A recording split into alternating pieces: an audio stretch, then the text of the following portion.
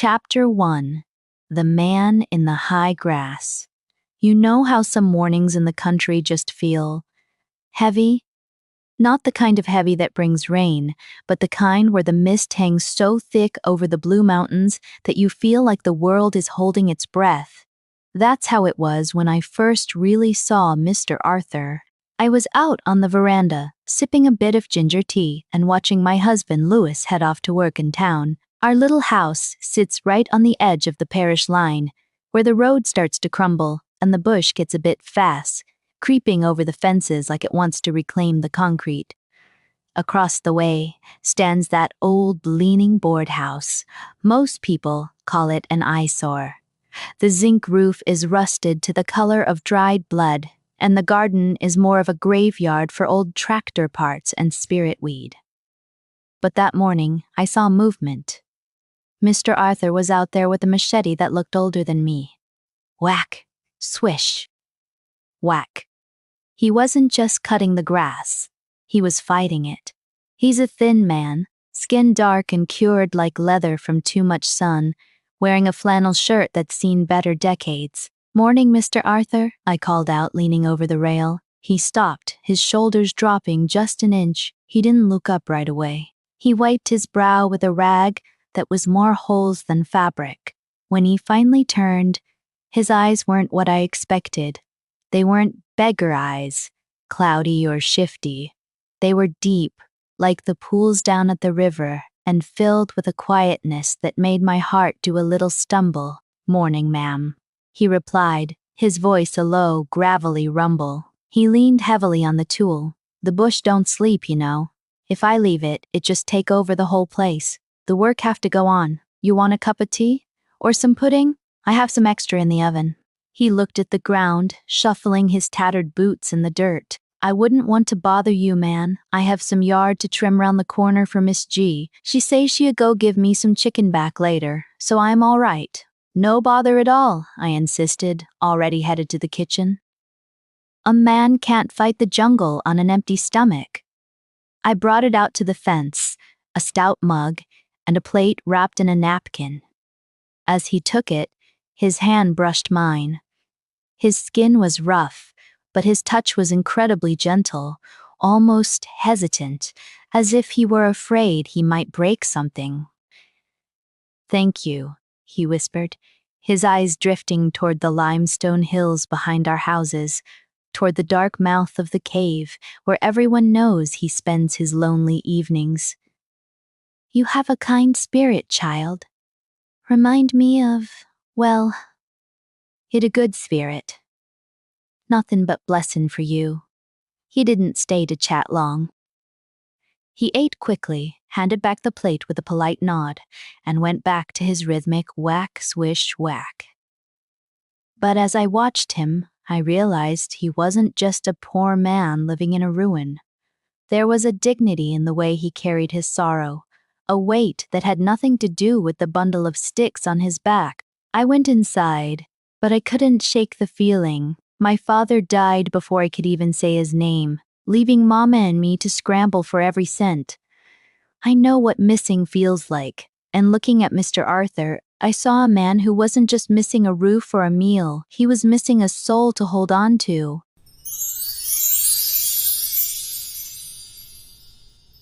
Chapter 2. The Secrets of the Limestone. A week passed, and the rain finally broke. In Jamaica, after a heavy downpour, the earth smells like raw life, sweet, damp, and heavy. I was out back hanging Louis's work shirts on the line when I saw Mr. Arthur. He wasn't at his house, and he wasn't trimming Miss G's yard. He was trekking up the hillside, his back bent against the incline, heading toward the old man's cave. People in the district stay far from that cave. They say it's damp, full of bats, and maybe a duppy or two. But curiosity is a powerful thing, and I've never been one for ghost stories. I waited until he disappeared behind the thick cluster of bamboo before I started following, my slippers crunching on the wet leaves. I found him sitting on a flat stone just inside the mouth of the cave. He wasn't sleeping or hiding from the sun. He was holding something, a small, weathered wooden carving of a bird. His fingers moved over the wood with a tenderness that made my throat tight. "It's peaceful up here, isn't it?" I asked softly. He didn't jump. He just closed his hand over the bird and looked up. "Ma'am, you walk far from home. The track's slippery after it rain. You have to mind your foot bottom." "I'm careful, Mr. Arthur. I brought you some fresh ganja for your tea. I saw you coughing yesterday." He took the bundle of leaves, his eyes softening. "Give thanks. My chest to get a bit heavy lately. The dampness in this cave not too good for old bones, but—" He trailed off, looking back into the darkness of the cavern. Sometime, the silence up here louder than the noise down the road. It let me hear things I almost forget. What things? I sat on a rock a respectful distance away. He sighed, a sound that seemed to come from his very boots. Memories. Beautiful things that turn into ghosts. I used to have a life. A real life. Not just this broke-down existence. I had a queen, you know? And a little princess with eyes just like the morning star. He looked at me then. Really looked at me. And for a second, his gaze was so intense it felt like he was searching for someone inside of me. "Them gone now," he said, his voice cracking. "One rainy night, same like last night. The road did slick, the car slide. And just like that, the light go out. I search in the gully that night, but the water was too fast. It take them. It take everything." He rubbed the wooden bird again. "Sometime I come here because the cave feel like a tomb. It feel like I belong in it with them. But then I see a sunset, or I taste a bit of pudding from a kind neighbor, and I realize, me still here. For what? I don't know yet. I didn't know what to say. I lost my father when I was a baby," I offered quietly. "I don't even have a memory of his face. Just a hole where a person should be." Mr. Arthur looked at me, a strange flickering light in his eyes. "A hole can be filled, you know. Sometime with dirt, but sometime with flowers. You is a good girl. Don't let the world harden you heart." As we walked back down the hill together, he moved with a slight limp I hadn't noticed before. He seemed so fragile, yet there was a strength in his grief that I couldn't quite name. He went back to his shack, and I went back to my clean, warm house, but the image of him sitting in that dark cave with his wooden bird haunted me. Why did he live like a beggar if he was once a man with a queen? And why, when he looked at me, did he look like a man seeing a ghost he actually wanted to catch?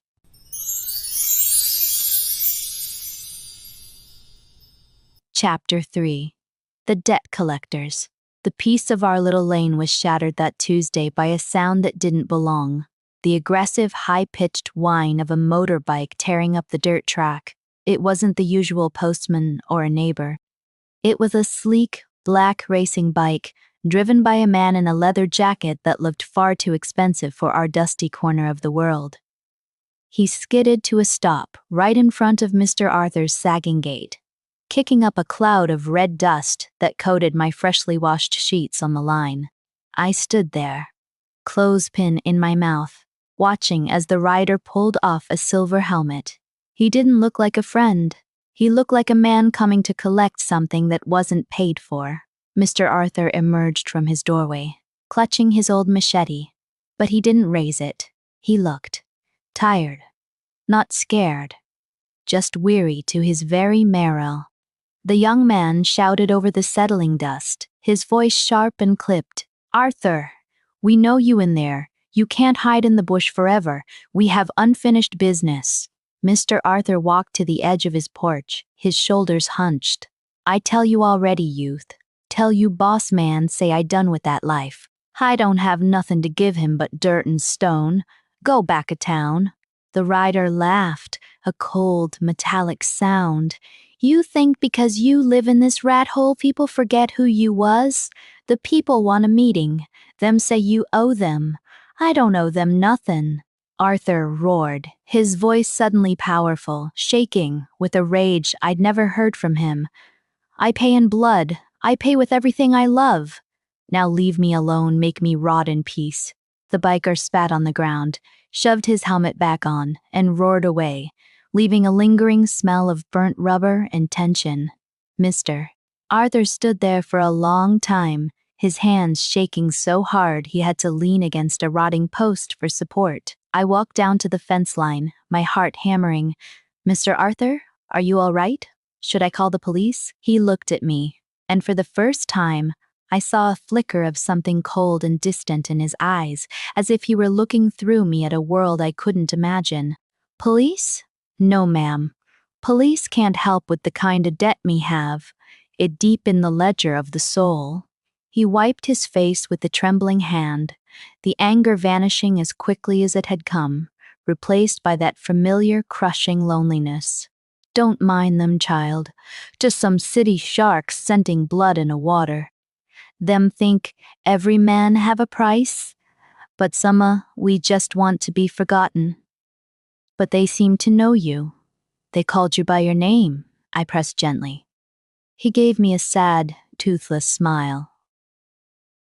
"In life, you can be a king today and a cockroach tomorrow. It don't matter which one you is if you have to sleep alone at night. Go back inside, ma'am. It look like rain a-come and the breeze a-get chilly." As I watched him shuffle back into the dark mouth of his house, I realized I didn't know him at all. He wasn't just a poor man who lost his family. He was a man running from a ghost that wore a suit and rode a fast bike. I wondered what kind of king lived in a house where the floorboards groaned under the weight of secrets.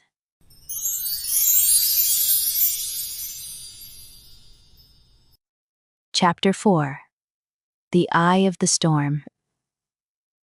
The sky didn't just turn gray that evening. It turned a bruised, sickly purple.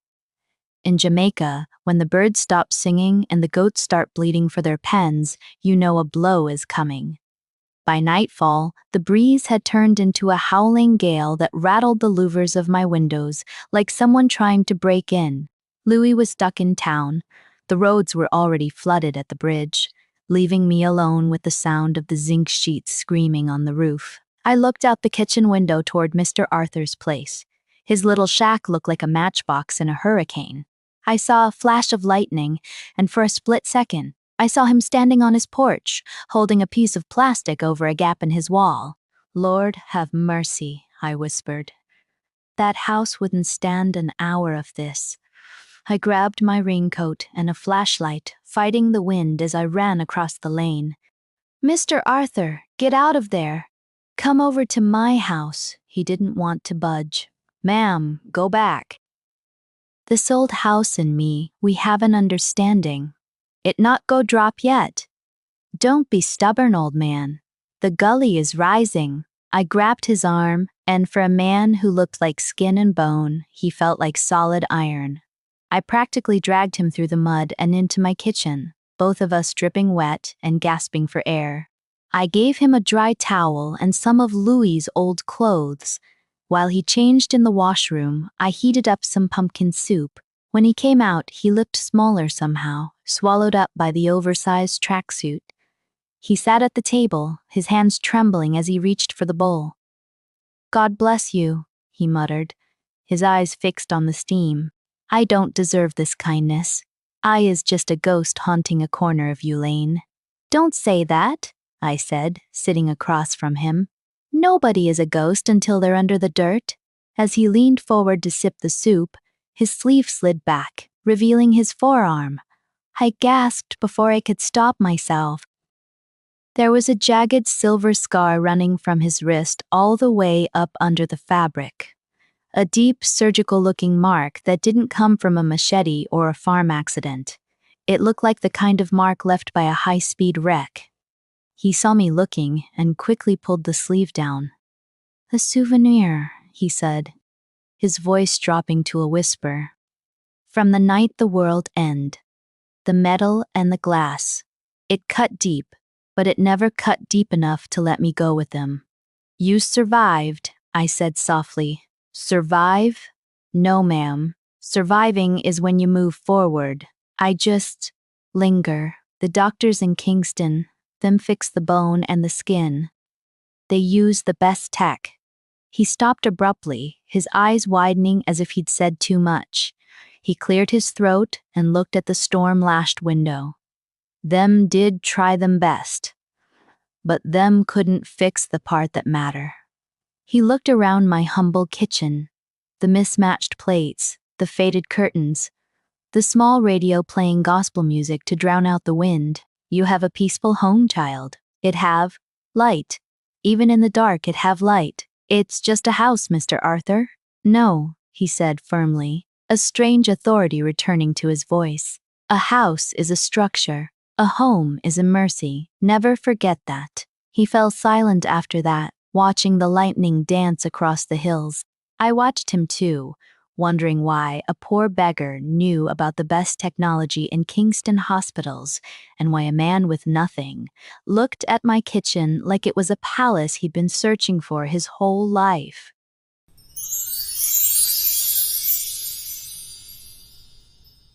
Chapter 5. The Relics in the Ruin. The morning after the storm was unnervingly quiet. The gully had retreated, leaving behind a thick coating of silt and broken branches. Mr. Arthur had slipped out of my house before the sun even cleared the ridges, leaving his borrowed tracksuit folded neatly, obsessively so, on the kitchen chair.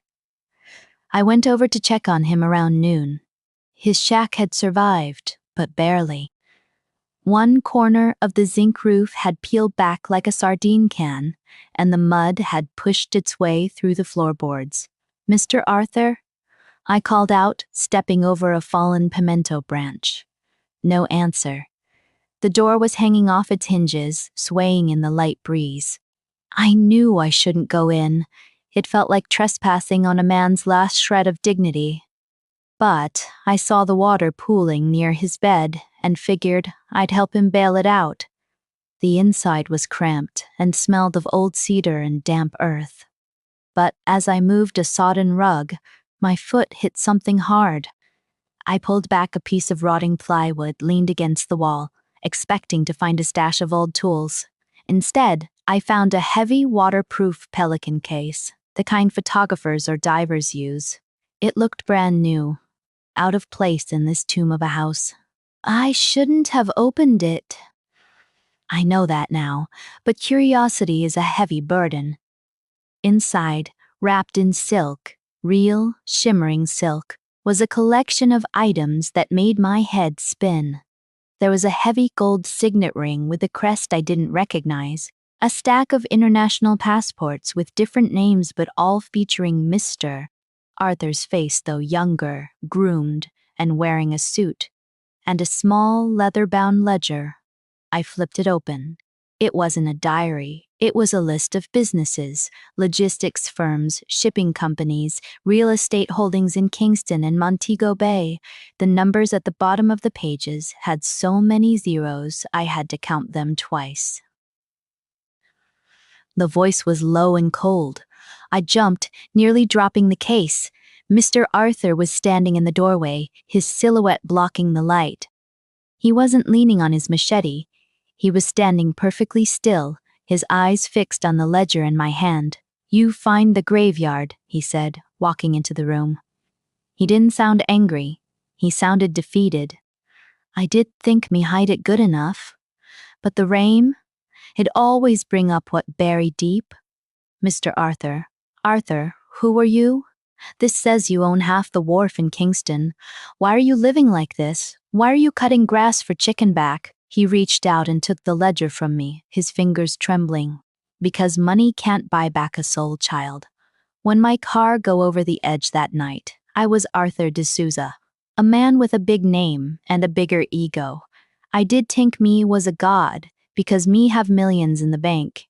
But when the water rise, the millions never stop it. The money never save my wife. It never save my little girl. He sat on the edge of his damp cot, clutching the silk-wrapped ring. I walk away. Me let them think me dead too. If me can't have them, me don't want the crown. So me come here. Me decide to be nobody, a man with nothing but his own hands and his own sorrow. But you are suffering, I whispered, looking at the mold on the walls. This isn't suffering, ma'am. This is penance. Every yard I cut, every blister on my hand, it feel more real than any board meeting. But them people from town, they find me.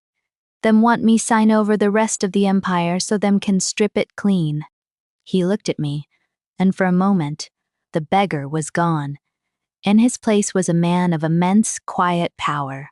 Don't tell nobody, you hear? Especially not Lewis. Let me just be the old man across the lane. If the world know Arthur still breathe, the peace me find in this ruin will vanish like smoke. I nodded, my mind racing. I looked at the golden ring, and then at his calloused, dirty fingernails. The secret was a physical weight in the room. Go home, child, he said softly. Go cook dinner for your husband. Hold him tight, because tomorrow is not promised to nobody, no matter how much money you have in the vault. I walked back across the lane, the mud sticking to my shoes. My neighbor was a ghost of a king, and I was the only person in the world who knew he was haunting his own life.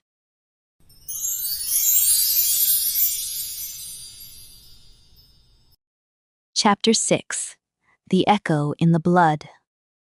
After that day in the shack, the air between us changed. It wasn't awkward, but it was heavy with the truth. I kept his secret locked tight, but I found myself watching him differently. I'd look at his hands, those rough gardener's hands, and try to square them with the man who signed ledgers worth millions. One afternoon, I was cleaning out Mama's old cedar chest. She passed away 5 years ago, and I still hadn't the heart to go through everything.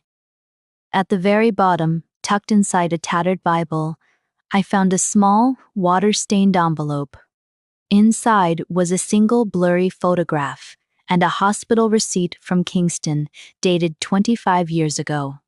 The receipt was for emergency trauma care, but the name on it wasn't my mother's. It was a name that made my breath hitch. Letitia D'Souza. I felt a chill that had nothing to do with the breeze. I took the photo to the porch. It showed a woman, my mama, younger and thinner, holding a baby in a hospital bed. But she looked terrified, not happy. Her hair was cropped short, as if it had been shaved for surgery. I walked across the lane. Mr. Arthur was sitting under a mango tree, sharpening his machete. Scritch, scritch, scritch. Mr. Arthur, I said, my voice trembling. You said your wife and daughter.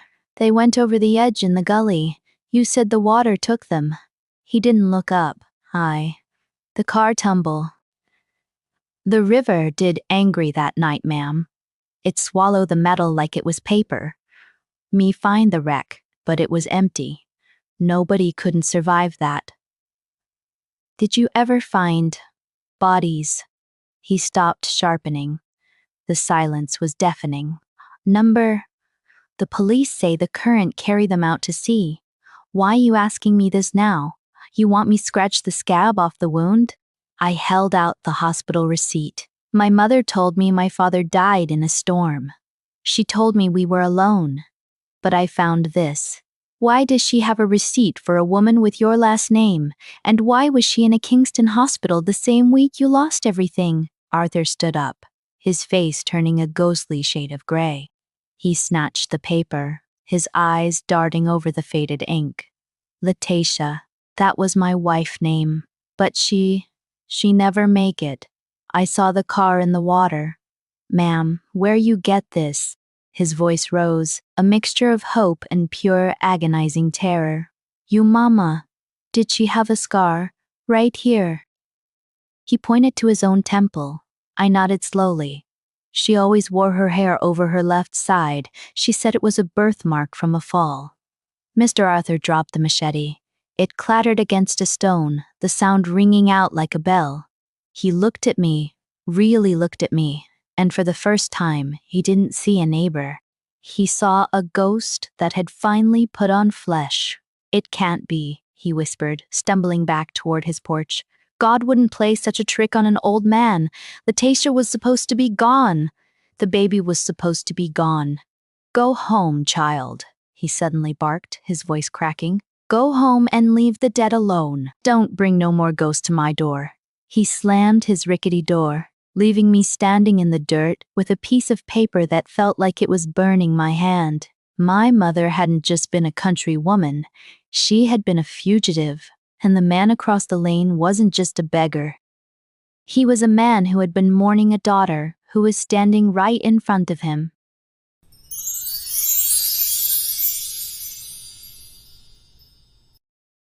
Chapter 7. The King Moves His Pawn.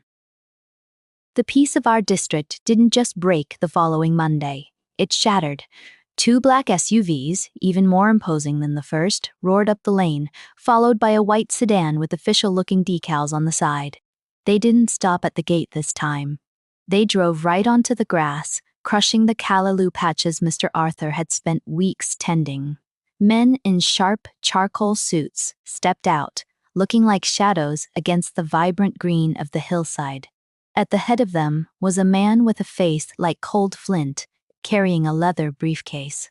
Arthur D'Souza, the man shouted, his voice echoing off the limestone cliffs. We have an injunction. You can't remain in dereliction of your duties while the holdings are being bled dry. Sign the transfer, or the court takes it all by morning. I stood on my porch, my heart hammering against my ribs. I looked at the photograph of my mother, still tucked in my apron pocket. The truth was afire in my chest. Mr. Arthur stepped out. He hadn't changed his clothes, but something in his posture had shifted. The shuffling beggar was gone. He walked down the steps of his shack with a slow, predatory grace. You come to my house with noise and paper, Arthur said, his patois thick and mocking. You think a few soot and a piece of stamp can frighten a man who already lose the world? It's over, Arthur, the man in the suit replied. Look at this place. You're a vagrant. The board has declared you mentally unfit. Sign, and we'll put you in a nice facility in St. Andrew. Refuse, and you'll be evicted by the police and left with nothing. Arthur reached the gate. He didn't look at the men. He looked at me, just for a second, and the sadness in his eyes was replaced by a steel-hard resolve. Unfit? Arthur laughed, and it sounded like dry leaves skittering over a tombstone. You think because me choose dirt over concrete, my brain rot? I know every cent that move in them accounts. I know how much you steal from the shipping lines while you think me dead in the gully. He turned his gaze back to the suits. Me not signing nothing. Instead, me a go do what me shoulda do 25 year ago. I a go reclaim what belonged to my blood. Your blood is gone, Arthur, the man sneered. There is no one left. Is that so? Arthur's voice dropped to a whisper that carried further than his shout. He looked back at me, and I felt a jolt of electricity run down my spine. Maybe the river is not greedy like you. Maybe it give back what it borrow? He reached into his pocket and pulled out a small, encrypted mobile phone, a device that looked like it belonged in a spy movie, not in the hand of a yard cutter. He pressed a button and spoke in perfect, crisp English that made the men in suits flinch. This is Chairman D'Souza. Authorize Code Alpha, freeze all domestic assets, and dispatch the security detail to my GPS coordinates now. The men in the suits went pale. The silence that followed was broken only by the sound of my own gasping breath. My neighbor, the man who ate my pudding and talked to ghosts in a cave, had just flipped a switch that could move mountains. Ma'am, he called out, his voice returning to that gentle, gravelly tone. Close you door. The next few hours go get loud, but don't fret. The storm nearly over. As I retreated inside, I saw the white sedan's driver frantically checking his own phone. The sharks were no longer hunters. They were realizing they had just stepped into the cage of a lion who had only been pretending to sleep.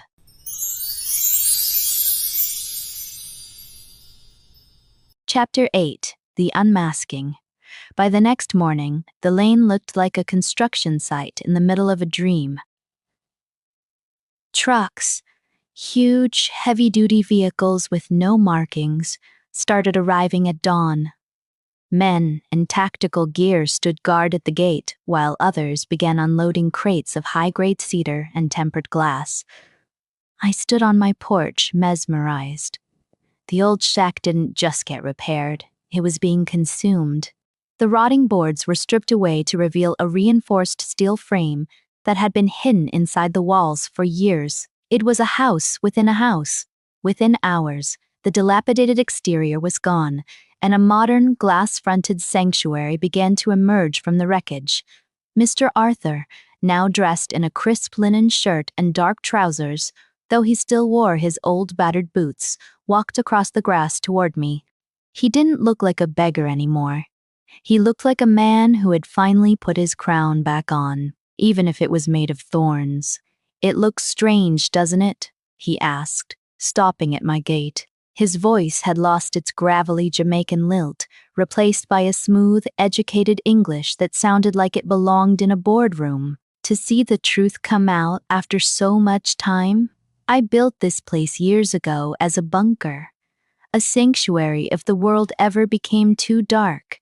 I just never expected to live in it as a hermit. "Who are you really, Arthur?" I asked, my voice barely a whisper. He sighed, the sound heavy with years of salt and regret. I was a man who was too rich to see what was right in front of him, a man who let a beautiful woman run away because he never knew how to love without controlling.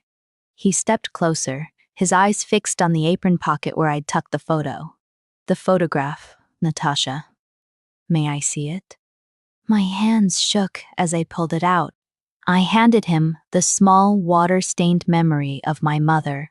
Arthur took it, and for a long moment the only sound was the rhythmic hammer of the workmen across the lane.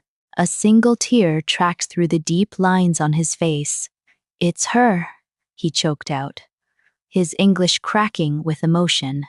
"It's Letitia. She always had that look in her eyes when she was frightened. And the baby." He traced the tiny, blurred face of the child in the photo. "I truly believed the water had taken you both. I saw the car upside down in the gully.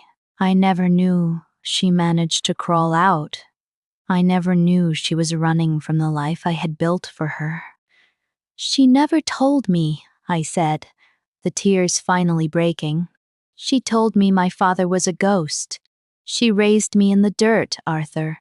We were hungry, we were alone. Why didn't she come back to you?" "Because I was a monster then," he said softly, looking at the magnificent house rising behind him. "I thought money could buy safety. I surrounded her with guards and walls until she couldn't breathe. She must have thought the accident was her only way out, to save you from me." He looked at me, his eyes searching my face for a forgiveness I wasn't sure I had yet. "For 25 years, I sat across this lane, watching you grow. I saw the resemblance. But I told myself it was just an old man's mind playing tricks. I stayed poor so I could watch over you without frightening you away. I became a beggar just so I could be your neighbor." The revelation hit me like a physical blow. He hadn't just been a lonely man. He had been a guardian in the shadows, watching his own daughter grow up without ever daring to claim her. "I have so much to tell you," he said, gesturing to the house that was no longer a ruin. "But first, I have a debt to pay. To you, and to the memory of the woman who was brave enough to leave a king."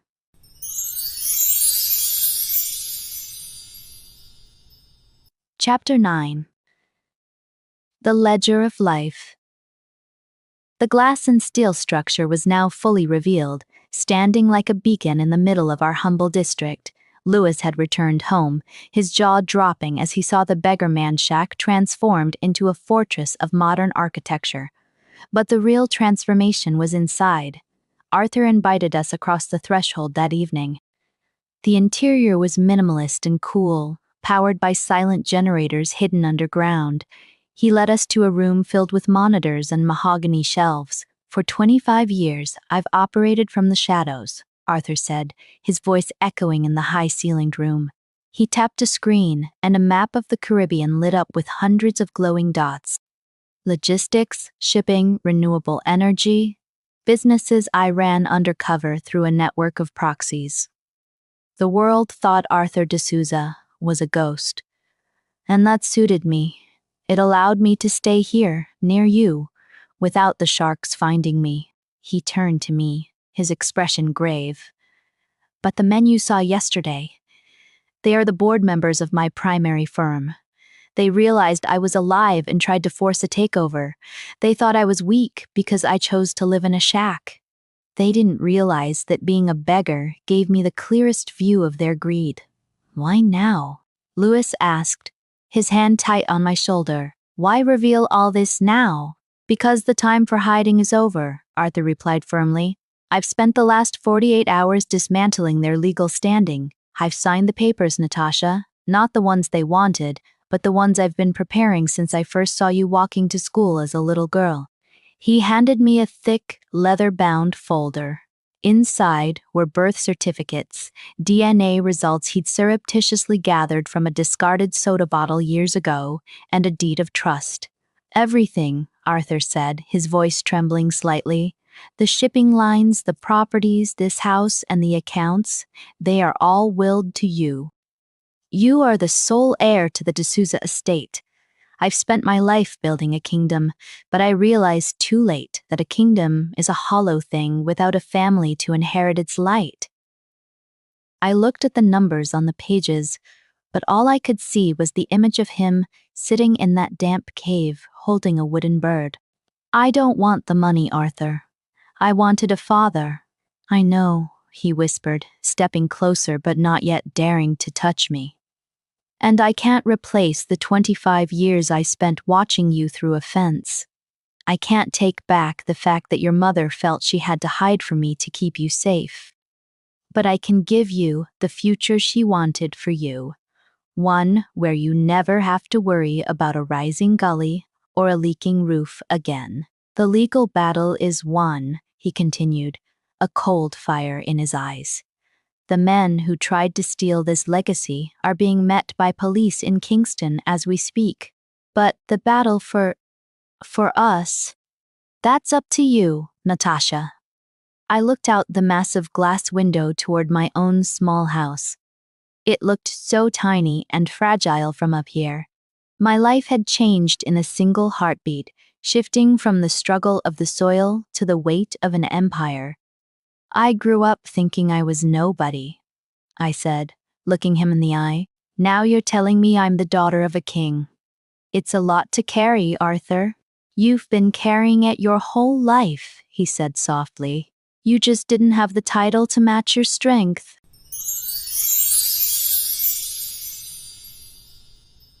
Chapter 10. The Harvest of Hope. The weeks that followed were a blur of lawyers, light, and long overdue conversations. The magnificent mansion on the hill became a symbol in our community, not of greed, but of the secrets the heart keeps until it's ready to bloom. Arthur didn't move into a penthouse in Kingston. He stayed right there in the hills, though he finally traded his tattered flannel for linens that breathed with the wind. One evening, as the sun dipped behind the limestone ridges, painting the sky in shades of gold and violet, I found Arthur sitting on the veranda of his new home. He wasn't looking at his monitors or his ledgers. He was holding that same small, wooden bird he had cherished in the cave. I used to think this bird was the only thing I had left of your mother, he said as I sat beside him. She carved it for me when we were first married. I held on to it in the dark for 25 years, thinking it was a relic of a dead life. I reached out and placed my hand over his. His skin was still rough, but the tremor was gone. And now, he looked at me, and for the first time, the quiet loneliness that had shadowed him was replaced by a profound peace. Now, I realize it wasn't a relic. It was a seed. Life has a way of taking unexpected turns, Natasha. We think we are lost in the storm, But sometimes the waves are just pushing us toward the shore we actually belong on. We decided together that the wealth wouldn't stay locked in a vault. We started a foundation in my mother's name, building a proper clinic and a school for the district, ensuring no child in our hills would grow up with missing pieces because of poverty. Arthur handled the logistics with a sharp, renewed vigor, while I made sure the heart of the community remained at the center of it all. "You know," I said, looking out over the lane where he had once cut grass for saltfish, "I used to feel sorry for the poor man in the broken-down house. I thought I was the one helping you."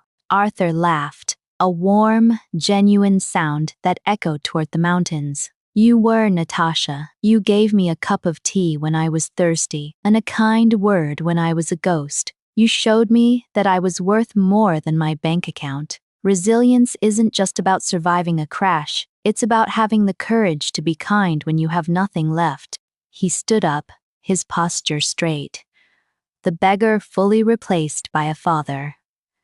"The tragedy of my life wasn't the accident. It was the pride that made me a monster before it. But love and forgiveness, they have a power that even the deepest gully can't wash away. They heal the loneliness. They bridge the gap between the king and the beggar." As the first stars began to twinkle over the blue mountains, I realized that my life was no longer divided by the fence between our houses. The holes from my past were finally being filled, not with dirt, but with the flowers Arthur had promised. We had both survived the same accident, years apart and in different ways. But standing there together, watching the lights of the district flicker on below, I knew that the greatest wealth we possessed wasn't the empire Arthur had built. It was the simple, miraculous truth that it is never too late to come home.